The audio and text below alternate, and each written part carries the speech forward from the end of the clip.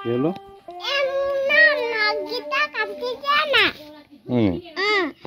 নখকেইটা কাটি দিব লাগিব এতিয়া কিমান লেতেৰা হৈছে এইবোৰ ভাতৰ লগত যাবগে নহয় পেটলে যাবগে আৰু যদি তুমি নখ নেকাটা সময়ত সপ্তাহত এবাৰ কাটিবই লাগে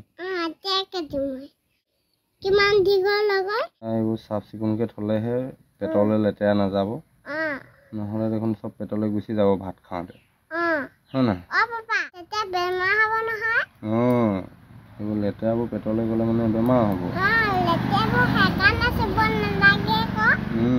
লেতেৰাবোৰ ক'ৰ পৰা সোমালে তেতিয়া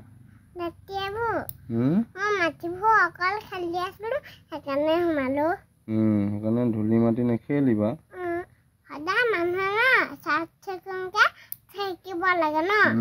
চাফ চিকুণ থাকিব লাগে বুজিলা